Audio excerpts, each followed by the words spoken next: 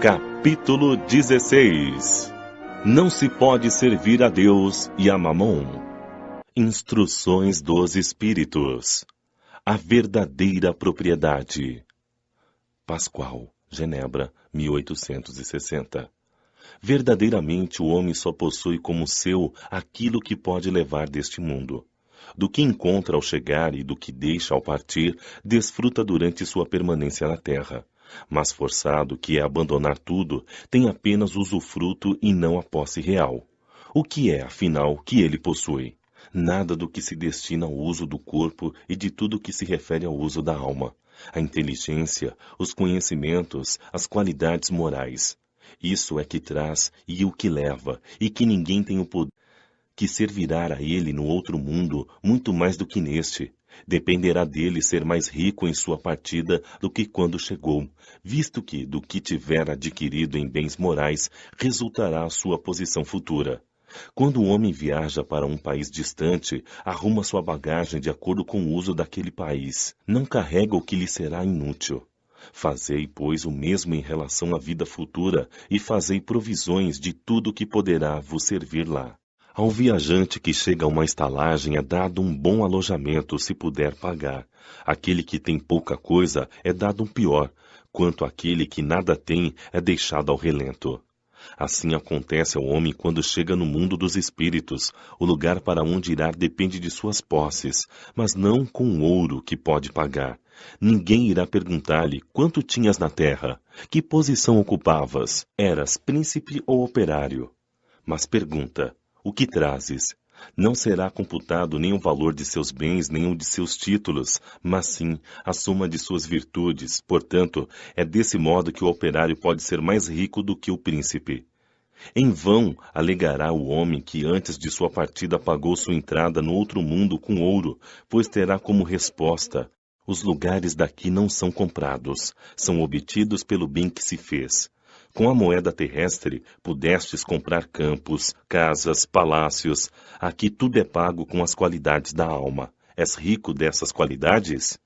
Sê bem-vindo e vai aos primeiros lugares, onde todas as felicidades te esperam. És pobre delas?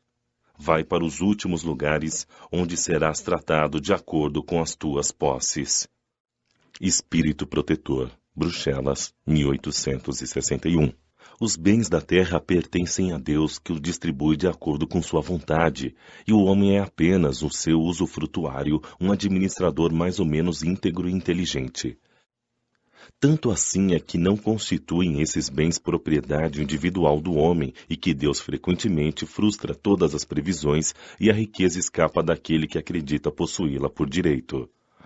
Podeis pensar que isso se compreende em relação aos bens hereditários, mas que não ocorre o mesmo em relação à riqueza que o homem adquiriu por seu trabalho. Sem dúvida alguma, se a riqueza legítima é que foi adquirida honestamente, pois uma propriedade é apenas adquirida honestamente quando para possuí-la não se faz o mal a ninguém. Serão exigidas rigorosas contas de todo o dinheiro mal ganho, isto é, ganho em prejuízo de alguém. Mas porque um homem conquistou sua riqueza por si mesmo, terá alguma vantagem ao morrer? Os cuidados que tomam transmiti-la a seus descendentes não são muitas vezes inúteis? Sim, sem dúvida, pois se Deus não quiser que estes a recebam, nada poderá prevalecer contra sua vontade. Pode o homem usar e abusar dela impunemente durante sua vida, sem prestar contas? Não. Permitindo-lhe adquiri-la, Deus pode querer recompensá-lo durante esta vida por seus esforços, coragem, perseverança. Se a utilizar para servir apenas à satisfação de seus sentidos ou de seu orgulho, se ela se torna um motivo de queda em suas mãos, melhor seria não ter possuído, pois perde o que ganhou e ainda anula todo o mérito de seu trabalho, e quando deixar a terra, Deus lhe dirá que já recebeu sua recompensa. Emprego da riqueza. Severus, Bordeaux, 1861. Não podeis servir a Deus e a Mamom, guardai bem isso, vós a quem o amor pelo ouro domina, que venderíeis vossa alma para possuir tesouros, pois eles podem vos elevar acima dos outros homens, e vos dar as alegrias das paixões. Não, não podeis servir a Deus e a Mamom. Se, portanto, sentirdes vossa alma dominada pela cobiça da carne, apressai-vos em vos libertar desse domínio que vos esmaga, pois Deus, justo e severo, vos dirá: o que fizeste, depositar infiel dos bens que te confiei? Tu empregaste esse poderoso instrumento das boas obras apenas para a tua satisfação pessoal. Qual é, pois, o melhor emprego da riqueza? Procurai nestas palavras, amai-vos uns aos outros, a solução desse problema, aí está o segredo do bom emprego das riquezas. Aquele que ama ao seu próximo já tem a sua linha de conduta traçada. A aplicação da riqueza que mais agrada a Deus é na caridade, não na caridade fria e egoísta que consiste em distribuir ao redor de si o supérfluo de uma existência dourada, mas na caridade plena de amor que procura a desgraça e a socorre sem humilhá-la. Rico, dá do teu supérfluo, faze melhor. Dá um pouco do teu necessário, pois teu necessário ainda é excessivo, e dá com sabedoria. Não rejeites o pranto com medo de seres enganado, mas vai à origem do mal. Ajuda primeiro, informe-te em seguida, e vê se o trabalho, os conselhos, até mesmo a afeição, não serão mais eficientes do que a tua esmola. Espalha ao redor de ti, com abundância, o amor a Deus, o amor ao trabalho e o amor ao próximo. Coloca tuas riquezas sobre uma base segura que te garantirá grandes lucros, as boas obras. A riqueza da inteligência deve te servir como a do ouro. Espalha ao teu redor os tesouros da instrução e sobre teus irmãos os tesouros do teu amor, e eles frutificarão. Um Espírito Protetor, Cracóvia, 1861. Quando considero a brevidade da vida, causa-me dolorosa impressão o fato de terdes como objetivo incessante a conquista do bem-estar material, ao passo que dedicais tão pouca importância e consagrais apenas pouco ou nenhum tempo ao vosso aperfeiçoamento moral, que vos será levado em conta por toda a eternidade. Diante da atividade que desenvolveis, seria de se acreditar tratar-se de uma questão do mais elevado interesse para a humanidade, mas ela, quase sempre, é para atender aos vossos exageros, às vaidades e ao vosso gosto pelos excessos. Quantas penas, quantos cuidados e tormentos, quantas noites em claro para aumentar uma fortuna, muitas das vezes já mais do que suficiente. O cúmulo do absurdo é ver, não raro aqueles que têm um amor imoderado pela fortuna e pelos prazeres que ela proporciona, sujeitarem-se a um trabalho árduo, vangloriarem-se de uma existência dita de sacrifício e mérito, como se trabalhassem para os outros e não para si mesmos. Insensatos! Acreditais então realmente que vos serão levados em conta os cuidados e os esforços que fazeis movidos pelo egoísmo, a vaidade e o orgulho enquanto esqueceis o cuidado com vosso futuro, assim como um dos deveres de solidariedade fraterna, obrigatórios a todos os que desfrutam das vantagens da vida social? Pensastes apenas em vosso corpo, seu bem-estar, seus prazeres, foram o objetivo único de vossa preocupação egoísta. Pelo corpo que morre, vos esqueceis do espírito que viverá eternamente. Assim, esse Senhor tão estimado e acariciado tornou-se o vosso tirano, comanda vosso espírito, que se fez escravo dele. Seria essa a finalidade da existência que Deus vos concedeu? Fenelon, Argel, 1860.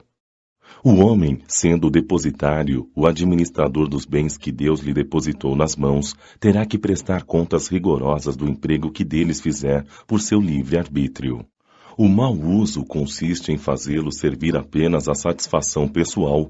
Ao contrário, o uso é bom todas as vezes que resultar num benefício para o próximo, e o mérito será proporcional ao sacrifício que para isso se impôs. A beneficência é apenas um dos modos de empregar a riqueza. Ela alivia a miséria atual, mata a fome, protege do frio e dá asilo ao abandonado. Além disso, há um dever igualmente imperioso, meritório, o de prevenir a miséria. Eis a missão das grandes fortunas, gerar trabalhos de toda espécie e executá-los, e ainda que dessa atividade resulte um legítimo ganho em favor dos que assim as empregam, o bem não deixaria de existir. Pois o trabalho desenvolve a inteligência e eleva a dignidade do homem, permitindo-lhe dizer com satisfação que ganha o pão que o alimenta, enquanto a esmola humilha e envergonha. A fortuna concentrada em uma só mão deve ser como uma fonte de água viva que espalha a fecundidade e o bem-estar ao seu redor. Ricos, vós que a empregardes conforme a vontade de vosso Senhor, vosso próprio coração será o primeiro a beneficiar-se dessa fonte generosa. Tereis nesta vida os indescritíveis prazeres da alma, ao invés dos prazeres materiais do egoísta que deixam vazio no coração. Vosso nome será abençoado na terra, e quando a deixardes, o soberano Senhor vos dirigirá a palavra da parábola dos talentos. Bom e fiel servidor, entrai no gozo de vosso Senhor. Nesta parábola, o servidor que enterrou na terra o dinheiro que lhe foi confiado não é a imagem das pessoas avarentas, nas mãos das quais a riqueza é improdutiva? Se, no entanto, Jesus fala principalmente das esmolas, é que no seu tempo, e no país onde vivia, ainda não se conheciam os trabalhos que as artes e as indústrias mais tarde criariam, e nos quais a riqueza pode ser empregue utilmente para o bem geral. A todos os que podem dar, pouco ou muito, direi: dai a esmola quando for necessário, mas, tanto quanto possível, convertei-a em salário, a fim de que aquele que a recebe não tenha do que se envergonhar. Desprendimento dos bens terrenos. Lacordaire, Constantina, Argel, 1863. Venham, meus irmãos, meus amigos, trazer meu auxílio para ajudar corajosamente no caminho de melhoria em que entrastes. Somos devedores um dos outros, somente pela união sincera e fraternal entre os desencarnados e os encarnados é que será possível esse melhoramento. O apego aos bens terrenos é um dos maiores obstáculos ao vosso adiantamento moral e espiritual. Pelo desejo de possuí-los, destruís os sentimentos do amor, voltando-o para coisas materiais. Sede sinceros, a riqueza dá uma felicidade pura? Quando vossos cofres estão cheios, não há sempre um vazio no coração? No fundo dessa cesta de flores não há sempre um réptil escondido? Compreendo que um homem que por um trabalho constante e honrado ganhou uma riqueza, experimente uma satisfação muito justa que Deus aprova. Porém, daí a um apego que absorva todos os outros sentimentos e provoque a frieza do coração, a uma distância tão grande quanto da avareza sórdida, ao esbanjamento exagerado, dos vícios contra os quais Deus colocou a caridade, santa e salutar virtude, que ensina ao rico a dar sem orgulho, para que o pobre receba sem humilhação. Quer a riqueza se tenha originado de vossa família, quer a tenhais ganho pelo vosso trabalho, há uma coisa que não deveis vos esquecer nunca. Tudo que vem de Deus retorna a Deus. Nada vos pertence na terra, nem mesmo o vosso corpo, a morte vos liberta dele, como de todos os bens materiais. Sois depositários e não proprietários, não vos enganeis, Deus vos emprestou, deveis resistir, e ele vos empresta sob a condição de que o supérfluo, pelo menos, reverte em favor daqueles que não têm o necessário. Um dos vossos amigos vos empresta uma soma, por pouco sejais honesto, tereis a preocupação de lhe restituir um empréstimo e lhe ficareis agradecido. Pois bem, essa é a posição de todo homem rico. Deus é o amigo celeste que lhe emprestou a riqueza, pede-lhe apenas o amor e o reconhecimento, mas exige que, por sua vez, o rico dê também aos pobres, que são, tanto quanto ele, seus filhos. O bem que Deus vos confiou desperta em vossos corações uma ardente e desvairada cobiça. Quando vos apegais imoderadamente a uma riqueza tão perecível e passageira quanto vós, já pensastes que chegará o dia em que devereis prestar contas ao Senhor do que ele vos emprestou? Esqueceis que pela riqueza estáis revestidos do caráter sagrado de ministros da caridade na terra, para serdes os seus inteligentes distribuidores? Que sois, portanto, quando usais em vosso próprio proveito o que vos foi confiado, senão depositários infiéis? Que resulta desse esquecimento voluntário de vossos deveres? A morte certa, implacável, rasga o véu sob o qual vos escondieis e vos força a prestar contas, até mesmo ao amigo esquecido que vos favoreceu e que, nesse momento, se apresenta diante de vós com a autoridade de juiz. É em vão que na terra procurais iludir a vós mesmos, colorindo com o nome de virtude o que frequentemente não passa de egoísmo. O que chamais de economia e previdência não passa de ambição e avareza, e de generosidade, o que não passa de esbanjamento em vosso favor. Um pai de família, por exemplo, ao deixar de fazer a caridade, economizará, amontoará ouro sobre ouro, e isso, diz ele, para deixar a seus filhos a maior quantidade de bens possíveis e evitar deixá-los na miséria. Isto é bastante justo e paternal, convenhamos, e não se pode censurá-lo por isso, mas será este o objetivo que o orienta? Não é isso frequentemente uma desculpa para com sua consciência para justificar aos próprios olhos e aos olhos do mundo o apego pessoal aos bens terrenos? Admitindo-se que o amor paternal seja seu único propósito, será motivo para esquecer-se de seus irmãos perante Deus? Se ele mesmo já tem o supérfluo, deixará seus filhos na miséria só porque terão um pouco menos desse supérfluo? Não estará dando-lhes uma lição de egoísmo ao endurecer-lhes os corações? Não será sufocar neles o amor ao próximo? Pais e mães, cometeis um grande erro se acreditais que, desse modo, aumentais a afeição de vossos filhos por vós, ao ensinar-lhes a ser egoístas para com os outros, ensinais a sê-lo para convosco. Quando o homem trabalhou bastante e com o suor do seu rosto acumulou bens, ouvireis dizer frequentemente que quando o dinheiro é ganho sabemos dar-lhe valor. É a mais pura verdade. Pois bem, que este homem que confessa conhecer todo o valor do dinheiro faça caridade segundo suas possibilidades e terá maior mérito do que aquele que, nascido na fortuna, ignora as rudes fadigas do trabalho. Mas, se esse homem que se recorda de suas lutas, seus esforços, torna-se egoísta e impiedoso para com os pobres, será bem mais culpado do que aquele outro, pois, quanto mais cada um conhece por si mesmo as dores ocultas da miséria, tanto mais deve se empenhar em ajudar aos outros. Infelizmente, o homem de posses sempre carrega consigo um outro sentimento tão forte quanto o apego à riqueza, o orgulho. É comum ver-se o novo rico atormentar o infeliz que implora sua ajuda, com a história de seus trabalhos e suas habilidades, ao invés de ajudá-lo e por fim dizer-lhe, faça como eu fiz. Na sua opinião, a bondade de Deus não influiu em nada na sua riqueza. O mérito cabe somente a ele. Seu orgulho põe-lhe uma venda nos olhos e um tampão nos ouvidos. Apesar de toda a sua inteligência e toda a sua capacidade, não compreende que Deus pode derrubá-lo com uma só palavra. Desperdiçar a riqueza não é o desprendimento dos bens terrenos, é descanso e indiferença. O homem, como depositário desses bens, não tem direito de os esbanjar ou usá-los só em seu proveito. O gasto irresponsável não é generosidade. É, muitas vezes, uma forma de egoísmo. Aquele que esbanja ouro para satisfazer uma fantasia, talvez não dê um centavo para prestar auxílio. O desapego aos bens terrenos consiste em apreciar a riqueza no seu justo valor, saber usufruir dela em benefício de todos e não somente para si, em não sacrificar por sua causa os interesses da vida futura, e se Deus a retirar, perdê-la sem reclamar.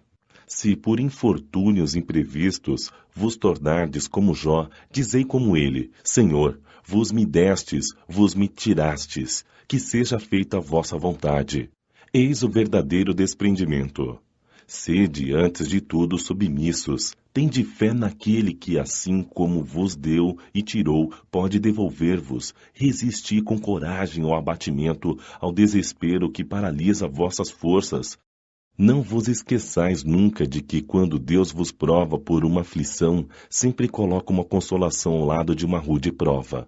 Pensai também que há bens infinitamente mais preciosos do que os da terra, e esse pensamento vos ajudará a desapegar destes últimos. Quanto menos valor se dá a uma coisa, menos sensível se fica à sua perda. O homem que se apega aos bens da terra é como uma criança que apenas vê o momento presente, aquele que não é apegado e como um adulto que vê coisas mais importantes, pois compreende essas palavras proféticas do Salvador. Meu reino não é deste mundo. O Senhor não ordena a ninguém desfazer-se do que possua para se reduzir a mendigo voluntário, porque então se tornaria uma carga para a sociedade. Agir desse modo seria compreender mal o desprendimento aos bens terrenos, é um egoísmo de outro modo. Seria fugir à responsabilidade que a riqueza faz pesar sobre aquele que a possui. Deus a dá a quem lhe parece ser bom para administrá-la em benefício de todos. O rico tem, portanto, uma missão que pode tornar-se bela e proveitosa para si mesmo. Rejeitar a riqueza, quando é dada por Deus, é renunciar ao benefício do bem que se pode fazer, administrando-a com sabedoria. Saber passar sem ela quando não a temos, saber empregá-la utilmente quando a recebemos, saber sacrificá-la quando for necessário, é agir de acordo com a vontade do Senhor. Que diga, pois, aquele que recebe o que o mundo chama de uma boa fortuna: meu Deus, vós me enviastes um novo encargo, dai-me a força para desempenhá-lo conforme vossa santa vontade. Eis, meus amigos, o que vos queria ensinar quanto ao desprendimento dos bens terrenos, possa resumir dizendo: contentai-vos com pouco. Se sois pobres, não invejeis aos ricos, pois a riqueza não é necessária para a felicidade. Sois ricos, não vos esqueçais de que vossos bens vos foram confiados e que deveis justificar o seu emprego como uma prestação de contas de um empréstimo. Não sejais depositários infiéis, fazendo com que eles sirvam apenas para a satisfação de vosso orgulho e sensualidade. Não vos acrediteis com o direito de dispor para vós unicamente o que recebestes, não como doação, mas somente como um empréstimo.